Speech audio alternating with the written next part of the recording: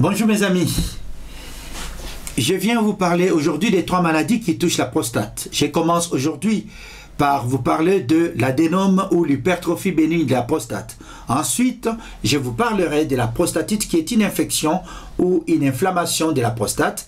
Et enfin, je vous parlerai du cancer de la prostate. Cela étant, on parle de l'hypertrophie quand un organe augmente de volume. Et dans l'hypertrophie bénigne de la prostate, c'est la prostate qui augmente de volume et va comprimer l'urètre, ce que nous allons voir. Sachez qu'à l'approche de la cinquantaine, l'hypertrophie bénigne de la prostate ou adénome est la première cause des troubles urinaires de l'homme. En effet, en France, la chirurgie de l'adénome de la chirurgie de la prostate est la deuxième chirurgie fonctionnelle la plus fréquente après la pose des prothèses de hanches, avec plus de 70 à 100 000 interventions par an. Cette maladie touche près de 50% des hommes après 50 ans. Je dirais même tous les hommes sont sujets à l'hypertrophie bénigne de la prostate en vieillissant. Cependant, tous n'en souffrent pas. Environ un homme atteint sur 2 est incommodé ou gêné par des symptômes urinaires. Merci de partager et surtout de vous abonner en appuyant sur la petite cloche afin de recevoir des notifications de nouvelles vidéos.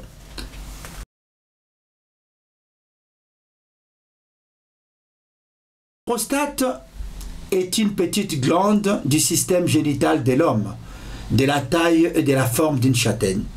Elle est située sous la vessie qui est le réservoir dans lequel l'urine provenant de reins est stockée avant d'être évacuée lors de la miction. Alors, pour la sortie de la vessie, l'urine doit traverser la prostate par le canal de l'urètre. L'urètre qui est le canal qui permet d'évacuer les urines de la vessie vers l'extérieur. Il permet aussi le passage des spermes.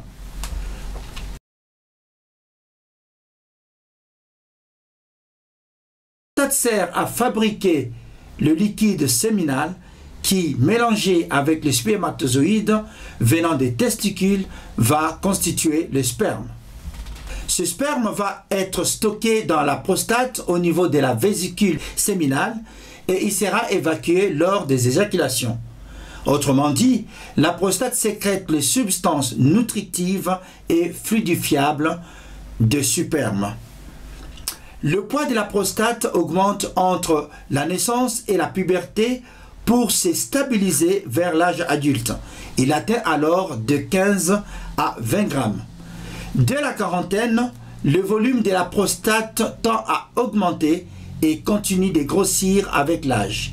La prostate grossit naturellement à partir d'environ 45 ans, passant de 20 grammes chez les jeunes adultes à plusieurs fois le poids après 50 ans. La prostate peut atteindre 7 fois sa taille initiale, c'est-à-dire la prostate peut atteindre jusqu'à 140 grammes.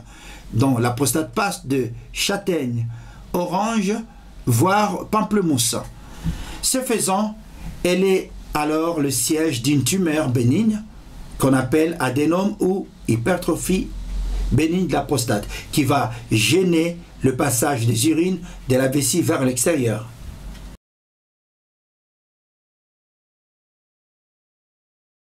Par divers examens, donc le bilan urologique. Une analyse des urines est faite. Après, il y a une échographie de la vessie pour évaluer la quantité d'urine qui reste après que la personne a uriné. Et selon les résultats, le médecin traitant vous envoie voir un spécialiste, donc l'urologue, qui va procéder lui aussi à un diagnostic plus poussé, en commençant par le toucher rectal, afin de détecter une prostate hypertrophiée et suivre l'évolution. Cet test sert aussi à détecter la présence de nodules dans la prostate et évaluer le risque qu'il y ait un cancer. Un test sanguin est aussi demandé pour mesurer les taux d'antigènes prostatiques spécifiques qu'on appelle PSA ou APS.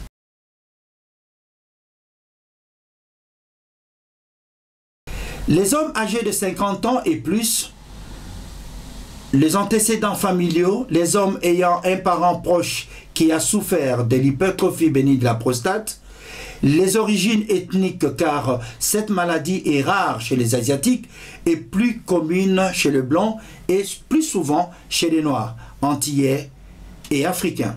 Cependant, on suspecte certains facteurs qui augmenteraient l'hypertrophie bénigne de la prostate. On parle de l'obésité, du tabagisme, de diabète, de l'inactivité physique, du cholestérol, qui constitueraient d'autres facteurs de risque, mais aucun n'a encore été établi officiellement.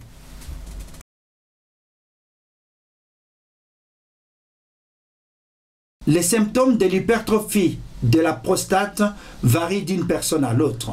Les symptômes de la maladie évoluent très progressivement par poussée.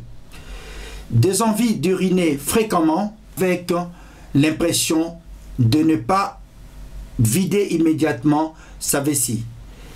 Vous faites un effort pour amorcer le premier jet urinaire avec une nécessité de pousser. Il y a présence aussi des gouttes qu'on appelle gouttes retardateurs, c'est-à-dire que vous urinez et après il y a l'écoulement des gouttes. Vous faites des efforts pour vous retenir quand vous avez envie d'uriner. Un autre symptôme, c'est le jet urinaire faible et intermittent. Il y a aussi un autre signe, une sensation de ne pas vider complètement la vessie après chaque miction. Et un autre symptôme, vous avez des fuites urinaires incontrôlables. Enfin, vous avez l'envie incessante nocturne avec réveil perturbateur 3 à 5 fois la nuit. Parfois une baisse de force à l'éjaculation. Tous ces signes ont des conséquences défavorables à votre santé. Merci de votre attention. La suite dans la vidéo suivante.